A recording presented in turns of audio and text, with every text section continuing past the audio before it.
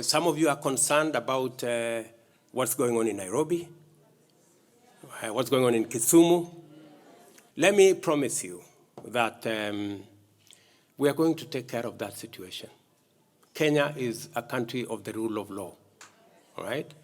And as responsible citizens, and as president, I will ensure that everybody's property, it is my duty, everybody's property, everybody's business, everybody's hustle is protected, and the lives of the people of Kenya are protected. It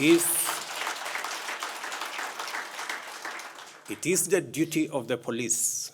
My administration will make the resources necessary, the policy decisions necessary for the police to execute their mandate in accordance with the law and the Constitution. And when I took office, I undertook that we're going to make the criminal justice system work for all Kenyans. And I did the deliberate thing to delineate the police from the office of the president. The Constitution says the police will have not just operational independence, it must also have financial independence. For a very long time, the financial independence of the police was undermined because it was under the office of the president. I did sign the executive order that transferred the financial resources from the office of the president to that of the Inspector General of Police.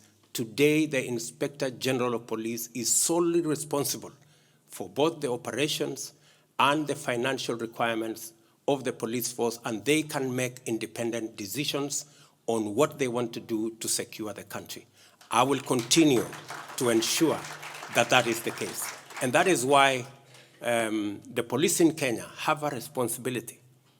And speaking from Berlin, the Inspector General of Police and all the police, the entire police force in Kenya have a responsibility to ensure that the property of every Kenyan, the business of every Kenyan, the life of every Kenyan is secure, protect the right of every Kenyan, the civil rights of every Kenyan, and ensure that nobody tramples on the rights of others as they exercise or enjoy their own rights. We have the right to protect everybody, and the police should be able to do that. I want to give you my assurance that impunity will never be and will not continue to be part of our political discourse. None of us is above the law. All of us must submit to the rule of law. It's the only thing that makes us equal. There are no tall or short or fat or thin people when it comes to the rule of law. We are all equal, and we are all one size. Tunakubaliana namna hiyo? The diaspora is going to be part and parcel of the business that I have in governing Kenya. And that they will have a very special place because the diaspora for a very long time did not get the kind of fair treatment that a government is supposed to give to all its citizens. I am aware that in many of the engagements that I had with members of our community, our Kenyan community across the globe, that they wanted government to do more, and government to be more responsive, and government to offer better service. And that is the reason that informed my establishing the State Department for Diaspora Affairs, so that there is a dedicated permanent secretary to respond, to deal, to work with the diaspora, and so that we can leverage the huge potential that exists in our diaspora in not just growing our economy, but also profiling our country positively. I want to commend all of you, Kenyans in the diaspora, for being the true ambassadors of our country. You have, as was ably said by Tom Omolo, You have truly been the ambassadors of Kenya, and Kenya is known for what it is, a country rich in culture, but also very warm people. I am very proud to be a Kenyan because I listened to many people, including yesterday. I was in a meeting where Germans were speaking very well about Kenyans and Kenyans in Germany. Their hard work, their creativity, innovation is just outstanding.